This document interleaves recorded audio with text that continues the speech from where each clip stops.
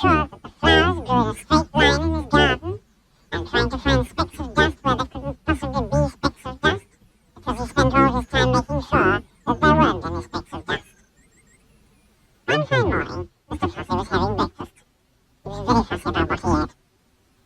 He opened the marmalade pot. "Oh," he exclaimed, "it's got bits in it." And he spent the rest of the morning separating the bits from the marmalade. Or, if you prefer, the marmalade from the bits. Fussy old Fusspot, people used to call him. Then Mr. Fussy went out into his garden, and he spent the rest of the day straightening out all the blades of grass on his lawn. Fussy old Fusspot.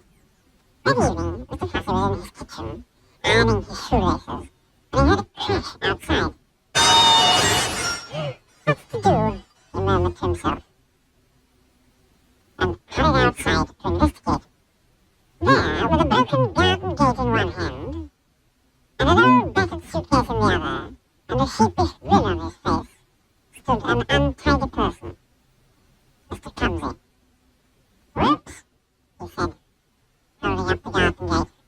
"It came off in the end."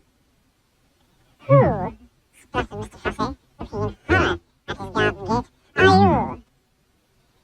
"Oh, no, Mr. Clumsy," replied the untidy person, grinning, and he stepped forward to shake Mr. Fussy's hand. He tripped over and fell on the lawn. "My grass!" cried Mr. Fussy. "My straight grass! You broke it!" He got down on his hands and knees and started straightening the grass. "Who are you?" he asked over his shoulder. "Why are you here?" "Oh, I'm your cousin, Blue," replied Mr. Clumsy. "Your long-lost cousin from Australia. I've come to visit." If you look hard, there is a certain family likeness between them, isn't there? "Well, aren't you pleased to see me?" continued Mr. Clumsy cheerfully, knocking over a flower or two as he got up. Picked up his suitcase, knocking over another flower or two, or three. Mr. Fussy quite obviously wasn't pleased to see him. "Oh, will you better come in?" he muttered. "I say," remarked Mr. Clumsy, looking through the front door of Mr. Fussy's house. "I say, what a neat little place you got here." And he stepped inside, pushed over his shoelaces, to hear off the ground. Knocked over a chair, dropped his suitcase, and fell in an untidy heap on the floor. "Whoops," he said. Mr. Fussy shut his eye, and heaved a sigh, and groaned silently to himself. Later that evening, after Mr. Fussy had cooked them a meal, and after Mr. Clumsy had helped with the washing up 2 broken plates, they sat down to talk. Mr. Fussy sat as he always did, in a neat and tidy fashion. Mr. Clumsy sat as he always did, in a not so neat and tidy fashion. "How long are you staying?" asked Mr. Fussy. "Oh, I don't know," grinned Mr. Clumsy. "Few days, week, year, haven't decided." Fussy groaned and uttered a long, silent groan to himself. And they went to bed.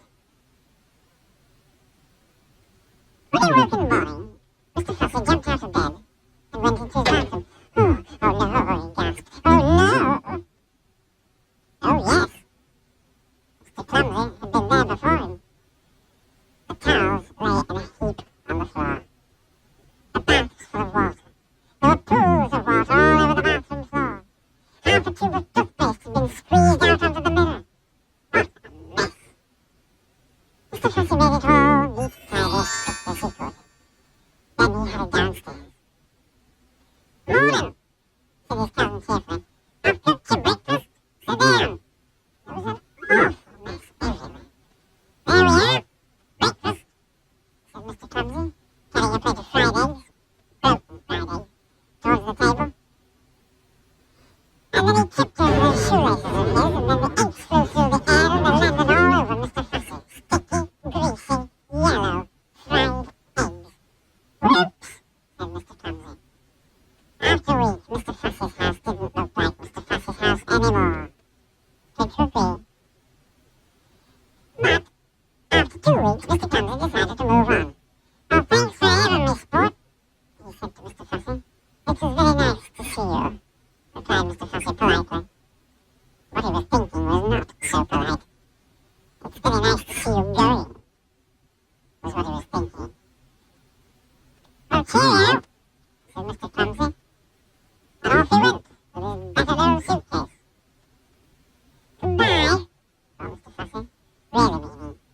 good riddance.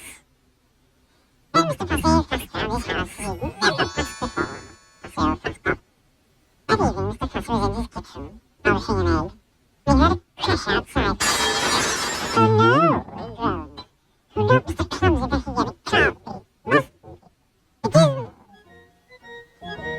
And it wasn't. It was somebody else. Somebody who just walked straight through Mr. Fussy's garden gate. Somebody who can't help her in little accent.